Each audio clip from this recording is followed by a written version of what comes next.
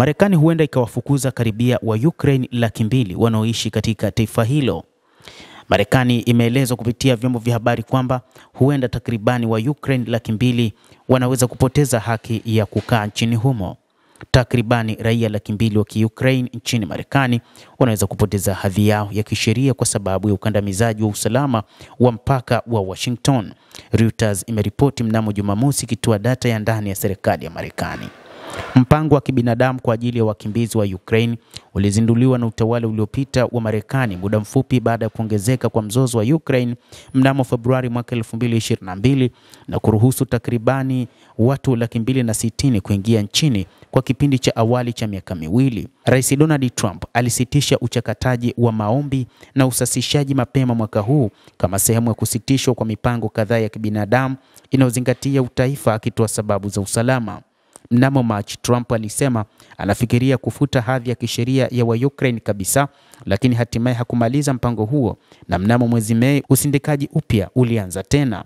Maafisa wa uhamiaji hata hivyo wameshughulikia maombi 1900 pekee ya kuwahuisha wa Ukraine na mataifa mengine tangu wakati huo, wakiwakilisha sehemu ya wale walio na hadhi ya kuishi, shirika la habari lilibaini.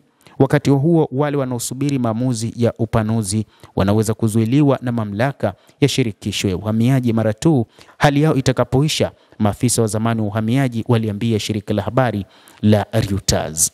Mnamo Machi, Trump alisema anafikiria kufuta hadhi ya kisheria ya wa Ukraine kabisa, lakini hatimaye mpango huu hakumaliza. Lakini pia moja kati ya jambo ambalo linatazamwa ni juu ya namna ya kuweza kuwasaidia raia hao wa Ukraine. Kote Ulaya, uungwaji mkono wa umma na wa kisiasa kwa wenyeji wa Ukraine umekuwa ukipungua. Mwezi uliopita, Tume ya Ulaya ilijulisha rasmi Kiev kwamba mpango wa ulinzi wa muda hautapanuliwa zaidi ya muda wa sasa. Mnamo Agosti, Ujerumani ambayo inawahifadhi zaidi ya wakimbizi milioni 1.25 wa Ukraine ilitangaza mipango ya kupunguza malipo ya ustawi kutokana na wasiwasi wa uendelevu. Maafisa wa Poland hivi majuzi wameibua maswali juu ya kiwango cha usaidizi unaotolewa kwa Ukraine, na Rais Karol Nawrocki alipendekeza mapema mwezi huu kwamba upendeleo kwao unaweza kumalizika. Nchini Uingereza, mamlaka inaripotiwa kunyima ulinzi wa muda mrefu wa visa vya kazi kwa Ukraine, wakisema kuwa mikoa ya magharibi kwa Ukraine sasa iko salama. Wa Ukraine milioni kadhaa wamekimbia nchi yao katika kipindi cha miaka mitatu iliyopita. Takribani milioni 4.4 wamepata ulinzi wa muda katika nchi za Umoja wa Ulaya. Urusi imesema kuwa wa Ukraine milioni 5.5 waliwasili mwishoni mwa mwaka 2023. Wengi waliondoka sio tu kwa sababu ya mzozo, lakini pia mazoea madhubuti ya uhamasishaji ambayo yamesababisha makabiliano kati ya maafisa wa rasimu na wanaume kujaribu kuzuia kuandikishwa. Hata hivyo, jambo hili bado linaonyesha wazi kwamba ni kile ambacho rais wa Marekani anataka kukifanya sasa juu ya kuhakikisha raia wote nchini Ukraine wanarejeshwa katika taifa lao.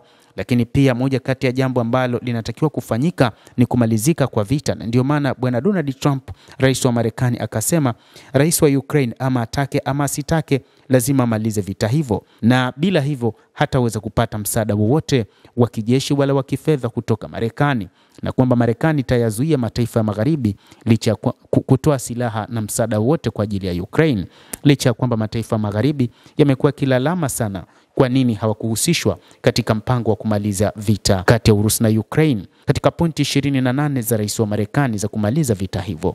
Endelea kutufuatilia, lakini usisahau kulike, kucomment na kusubscribe channel hii. Utakuwa ukipata habari hizi kwa mapana hapa The World News. Mimi ni Adam Hussein. Endelea kuwa nasi wakati wote, endelea kutufuatilia.